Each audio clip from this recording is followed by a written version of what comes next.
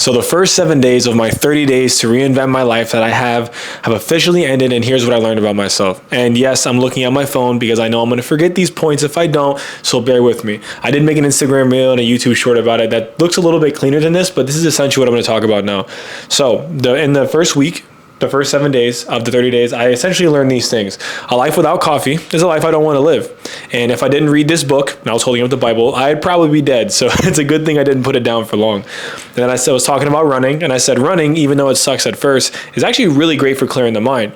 And if I don't get enough sleep, the whole day is going to be destroyed. There's going to be no happiness, no productivity, and probably not even a smile out of me.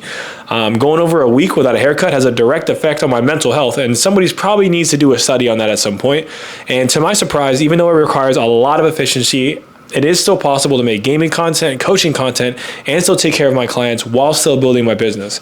And even though I have to be pretty creative, I can still get in some pretty fire workouts at my apartment complex gym, because I actually haven't been going to my main gym at all, probably for almost like a month now.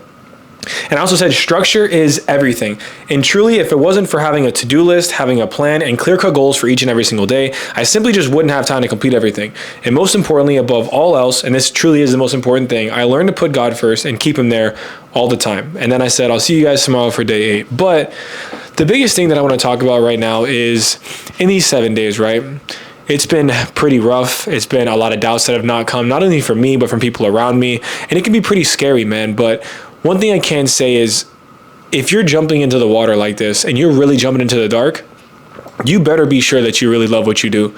Like, you better be ready to work harder for this than any of these 9-to-5 jobs that you're going to work. And not, down talking to anybody who works in, blue collar work. I did it before as well. But I'm serious. Like, you're going to have to put in way more hours for this. Like, this is you building your name, your brand, your everything from the ground up, man.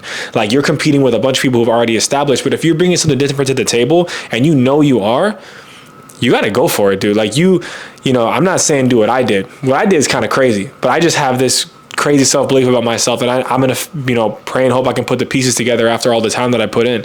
It's something I've been building for a while now. I just never fully went all in and dedicated to it. And now I am.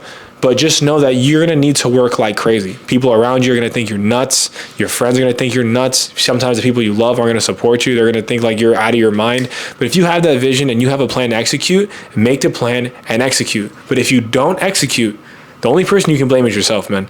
Like, if something's not working and you're not trying to constantly adapt and fix it and now and then for forever, you're going to burn out. Like, you're done. And you have to find that balance between working like crazy and not burning out. And it's a lot of trial and error. It's not something you're just going to jump in the water and be like, oh, I want to be a streamer. I want to be a content creator. Or, oh, I want to be a business owner and do this and just fly away. That's like such a rare case.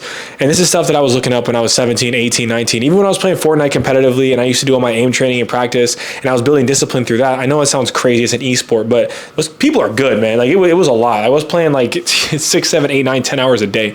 I was always listening to TED Talks, podcasts, everything, the whole 9 yards, man. And everybody was talking about being resilient, the bounce back. That's something else I was talking about on my Instagram stories. Was it's not even the power of you being perfect forever, because no one's gonna be perfect. We're all gonna mess up, and in your failures you're gonna learn. But how fast you return to baseline after you mess up, after you get emotional, after something crazy happens, after you fail. How fast, like if you're going here and you're consistent, you're going, something knocks you off, how long it takes you, the shorter this time is for you to get from wherever you're at, that's not on pace, to back on pace, is going to be your superpower. It's not it being perfect, it's that bounce back. Once you're like, all right, you know what, it happened, planting my feet, keeping going, it's going to make you unstoppable. And you're going to feel like, wow, I really can accomplish these things. Even some of my friends who I've talked to in the past, they have so much self-doubt and so much lack of self-belief because they've constantly told themselves they're going to do things and they never do it. So when it's like, oh yeah, I'm going to do that tomorrow, you're so used to not doing what you tell yourself that you have doubts you'll even do it on your own. You'll become lazy. You won't even have realized the amount of things you can accomplish if you literally just lock in. And everybody jokes about it. Everybody's like, oh yeah, lock in, bro. I'm locked in. I'm going to lock in. And they don't. And they never do. And then they see people who actually did to make that decision to change and say enough was enough. And you watch them run leaps and bounds past them all the time. It's insane. I'm like, bro, you didn't work. You gave up. You were lazy. And then you love telling everybody all these goals you had, everything you're going to do, and you just didn't do it. Duh. Of course nothing changed. You didn't do anything. And even if you did, you weren't consistent. Like, this world will chew you up and spit you out. That's why, not everybody's meant to go the entrepreneur route to build something. But the people who are have a burning passion for it. Like, you better be passionate about this. Whatever it is that you're going for, man, you got to have that belief. You got to be willing to put in the reps, the time, the hours, the pain, the everything, the people not understanding you, whatever the case may be. You know how crazy it was when I started talking about God and my friends and stuff look at me like I have 6 heads. I've lost a bunch of friends in the process of even that, and I'm not even perfect yet. I wish I could walk a perfect path, even though I know it's impossible, because we're not perfect people. We're born in sin. It's a whole different conversation. But it's like, oh man, dude, there's so many different aspects of this week, but today was an amazing day, man. It was really eye-opening, and I feel like everything's really starting to fall into place, even though it's admittedly pretty scary, man. There's some times where I just got to let go and let God. And once I started doing that and I really started walking that path, after those first 2-3 days that he immediately knocked me off my feet and he was like, hey man, you better get in line. He's like, I can't bless you if you keep messing up. And I was like, you're right, God. You're 100% right. And that's the majority of my thoughts for today.